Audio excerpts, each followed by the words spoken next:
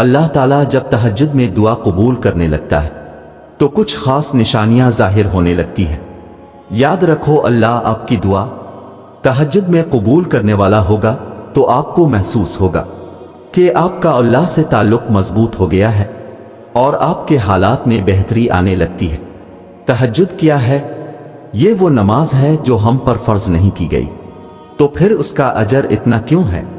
आपने कभी ये सोचा है? इसका अजर इसलिए है क्योंकि इसका पैगाम नहीं आता, इसके लिए खुद उठा जाता है।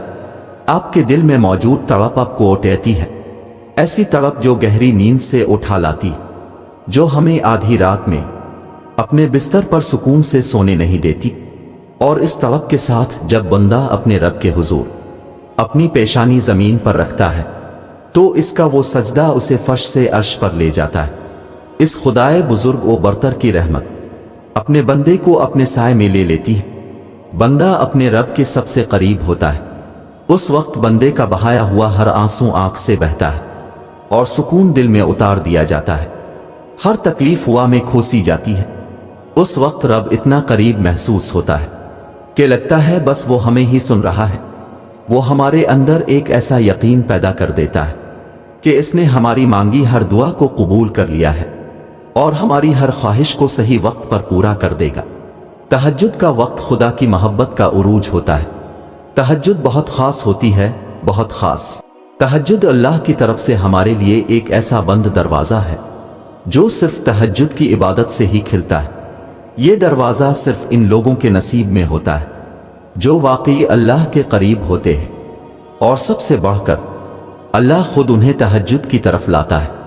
रहता तो वो खुदा हर तरफ है, पर तहज्जुद में खास सिया काली चादर के पीछे रात की अंधेरी में सिर्फ वही लोग अल्लाह को देख पाते हैं जिसने अल्लाह से बेपनाह मोहब्बत की हो।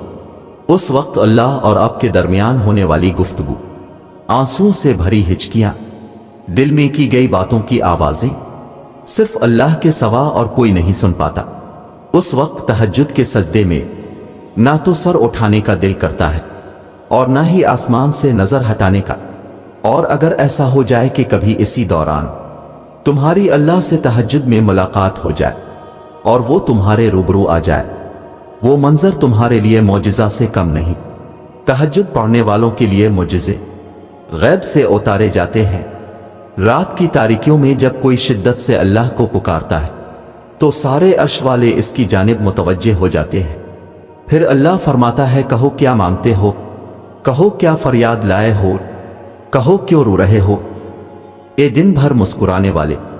फिर जब तुम अपनी अर्जियां इसे सुनाते हो और उसके रूबरू सजदे में गिर जाते हो तो वो हुक्म देता है इन दुआओं की कबूलियत का जिनके जवाब तुम्हें लगता था कभी नहीं आने वाले।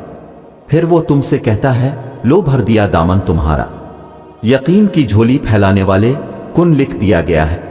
अब मैं तुम्हारे नसीब में मान गया हूं, मैं मान गया हूं तुमसे, मुझको मनाने वाले। तुम्हें लाना था मुझ तक ये इम्तिहान तो बस थे बहाने। तहज्जुद में कुछ तो खास है, तभी मेरे अल्लाह ने इसको इतनी फजीलत वाली इबादत कहा है। कुछ तो खास है, तभी अल्लाह अपनी इस इबादत के लिए पहले आसमान पे आता है। कुछ तो खास है, तभी अल्लाह किसी किसी को चुनता है, जिसको चुन लेता है फिर इसके लिए मुजिज़े करता है। तुम्हारा तहज्जुद तक आना ही तुम्हारी दावाहे की कबूलियत की सबसे बड़ी निशानी है। फिर तुम क्यों इसकी देरी को इसका इनकार समझते हो? तहज्जुद अल्लाह की तरफ से दावतनामा है।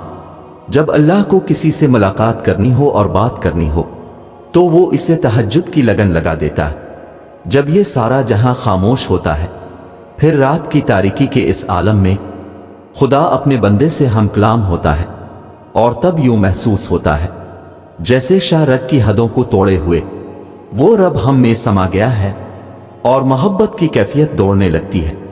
फिर मेरा रब फरमाता है, मांग मुझसे मेरे बंदे, तूने जो मांगा मैंने दिया तुझे, मगर तब अल्लाह के सिवा किसी की तलब ही नहीं रहती। और फिर तलब अल्लाह की हो और वो ना मिले, ऐसा तो मुमकिन ही नहीं। तहज्जुद का आगाज इंसान से तो हो सकता है मगर इख्तिताम सिर्फ अल्लाह है। दिल में उठेती हुई मुसलसल तकलीफ जब रात भर जगाए रखती है तो रूह की बेचैनी अल्लाह के रूबरू लाकर खड़ा कर देती है। फिर कुछ दर्द सुनाया जाता है, اور دا کے لیے بے جان ہاتھوں کو اٹھایا جاتا ہے۔ جب سارا غبار باہر نکل آتا ہے تو سکون کی عجیب سی کیفیت طاری ہو جاتی ہے، جیسے سارے دا کے کسی نے اپنے اندر جذب کر کے روح کو آزاد کر دیا ہو۔ اللہ سے کی گئی وہ ایک ملاقات، وہ ایک گفتگو ساری الجھنیں سلجھا دیتی ہے۔ پھر مجازی ڈاکے نہیں بلکہ حقیقی محبت سونے نہیں دیتی، پھر رات کی نیند اچھی نہیں لگتی، پھر بس اللہ سے ملنے کی طلب رہتی ہے، پھر دنیا کی خواہشیں ختم ہو جاتی ہیں اور عرش والے کی لت لگ جاتی ہے۔